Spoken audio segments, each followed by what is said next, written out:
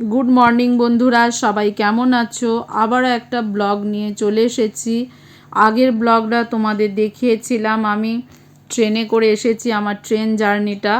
আর এখন যে ব্লগটা আমি শেয়ার করছি সেটা যাচ্ছি যে আমার শ্বশুরবাড়ি গ্রামের দেশ। আসলে গ্রামে একটা ছোট্ট বাড়ি করা আছে, শাশুড়ি থাকে অন্য জায়গায়, যেখানে আমি এর নেক্সট 2 বছর আগে গিয়েছিলাম।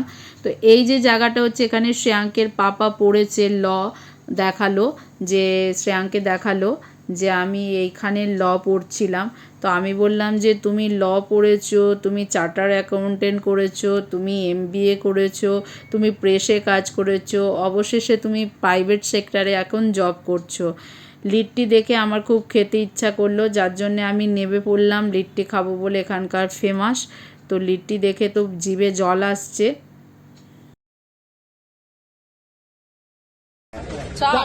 আমি লিট্টি খাবো, এক প্লেট, 1 প্লেট লিট্টি দিয়েছে।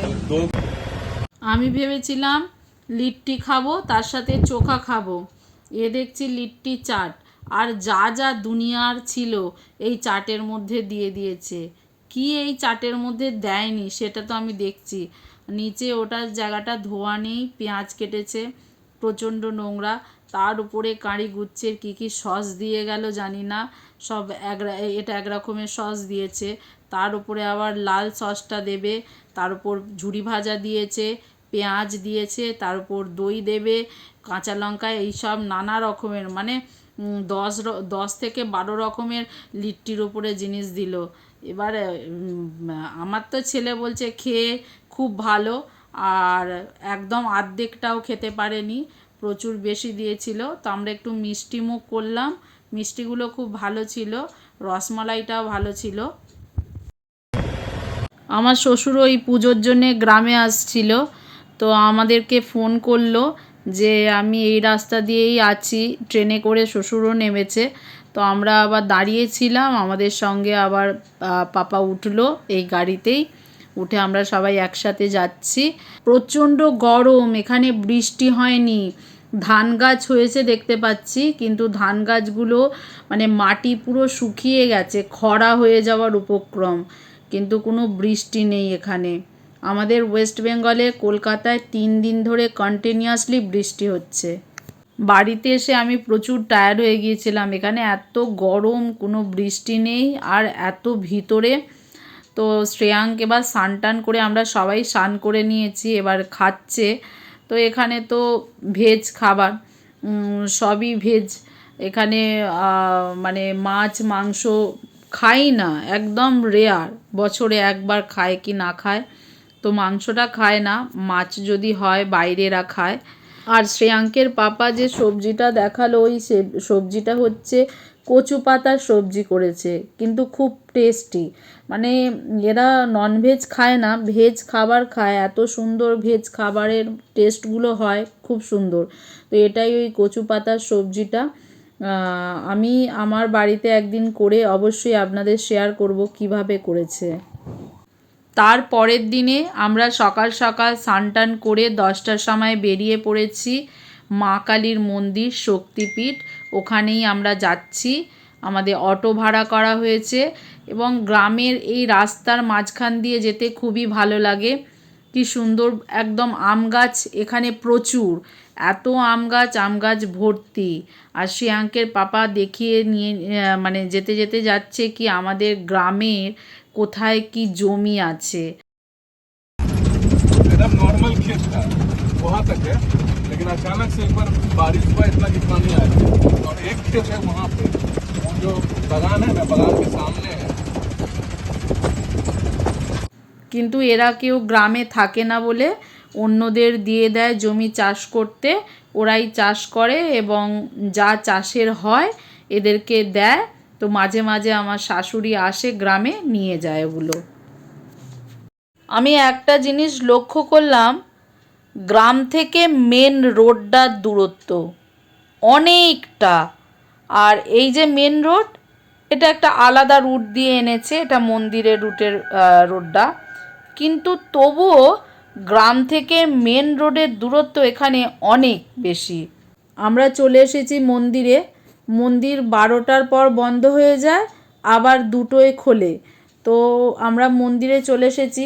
আমরা তো 10টায় বেরিয়েছিলাম, এখন মোটামুটি ওই 11:45 হবে। আর আমরা সঙ্গে করে নিয়েছিলাম ফুল আর ঘটি নিয়েছিলাম, যার জন্য আমাদের মন্দিরের ভিতর থেকে কিনতে হয়নি, শুধু আমরা প্রসাদ নিয়েছি। এখানে আমরা শুধু সিঁদুরটা কিনবো। তো সিঁদুর কেনার জন্যে মন্দিরের পিছন দিকে ছোট ছোট সব দোকান করা আছে, তো এখন আমরা ওখানেই যাব। এইদিকে আবার সবজি বাজারও বসেছে, অন্যদিকে আবার কিছু কিছু দরকারি জিনিস, বাড়ির সামগ্রী, খেলনা এইসব বসেছে। তো আমরা আগে পাটা ধুয়ে নেব, যেহেতু ঠাকুরের পুজো করব, সিঁদুর কিনবো, তো যার জন্য এখানে কল করা আছে। তো ওখানেই আমরা পাটা ধুয়ে নিলাম।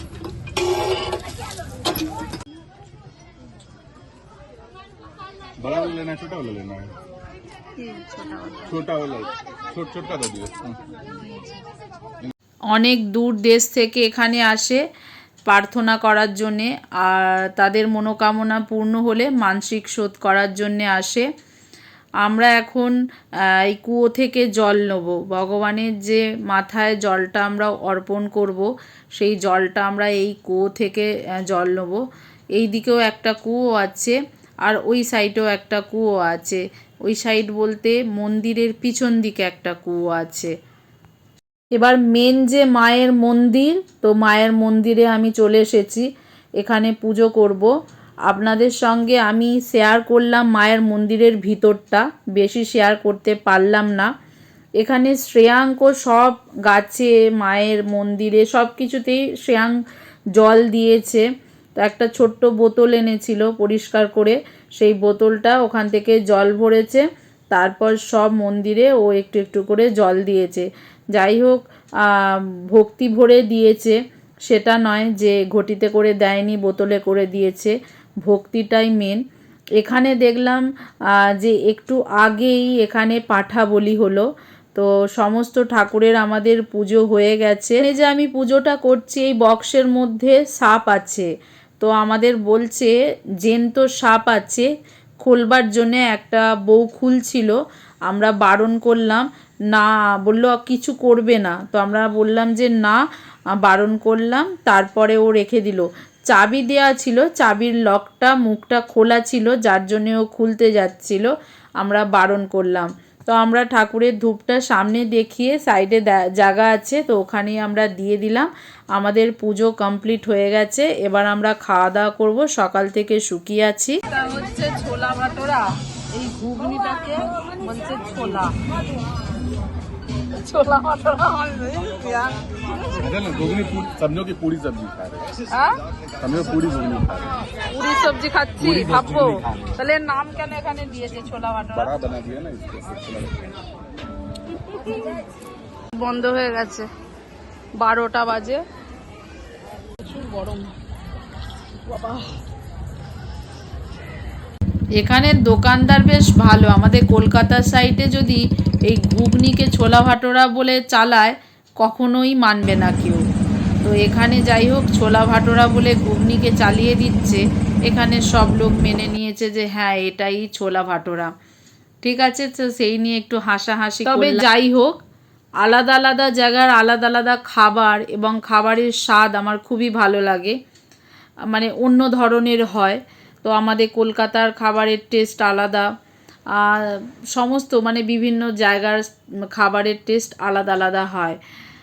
তো সেটাই আমি বলছিলাম। এখানে ঘুঁটেগুলো দেখেছো, আমি একটু ভিডিও ক্লিপ নিয়েছিলাম, বিশাল বড় বড় ঘুঁটে দিয়েছে, বেশ দেখতে ভালো লাগছে, যার জন্য আমি ভিডিওটা নিয়েছিলাম। তো চলো, আমরা চলেই এসেছি। আমরা যার জন্যে এসেছি সেই মন্দিরটা এখন সাজাচ্ছে, কি সুন্দর দেখো সামনে এই মন্দিরটা।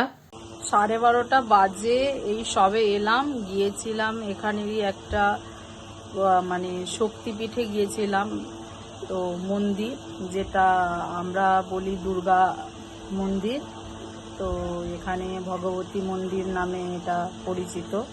তো ওই মন্দিরেই গিয়েছিলাম।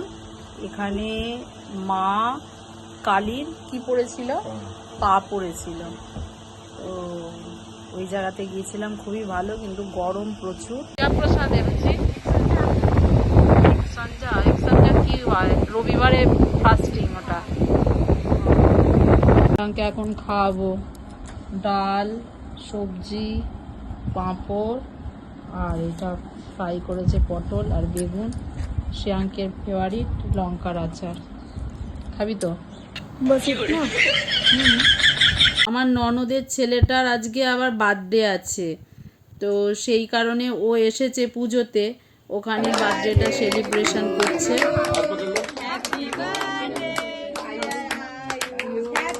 ছোট্ট করে একটা বার্থডে সেলিব্রেট করলো। ও বলেছিল, আমার ননদের ছেলে বলেছে আমি গেলে কি গিফট পাবো, তাহলে আমি যাব। তো কিছু কিছু গিফট পেয়েছে, বাচ্চা তো গিফট পেলে খুবই ভালো লাগে। আর আমার ননদ ডাইরেক্ট আজকে ওর রবিবার স্কুলও ছিল, ওই স্কুল থেকে ফেরার পথে দুটো কেক নিয়ে এসেছিল, আর পাশাপাশি কিছু কিছু বাচ্চাদের বলেছিল এই স্ন্যাক্সের ব্যবস্থা করেছে। বেশি কিছু করেনি, কারণ সবারই বেশিরভাগ এদের উপোস ছিল জন্মাষ্টমীর জন্যে। আমি চলে এসেছি, এত গরম লাগছিল যার জন্যে ছাদে চলে এসেছি, প্রচণ্ড গরম। শ্রেয়াঙ্কও চলে এসেছে। এই দেখো জন্মাষ্টমী যে মন্দিরটা, কৃষ্ণ ভগবানের মন্দিরটা কি সুন্দর সেজে উঠেছে। তো তোমাদের সঙ্গে ব্লগটা শেয়ার করলাম, কেমন লাগলো অবশ্যই জানাবে। ভালো লাগলে একটা লাইক, শেয়ার, সাবস্ক্রাইব করবে। Tata, bye bye, good night.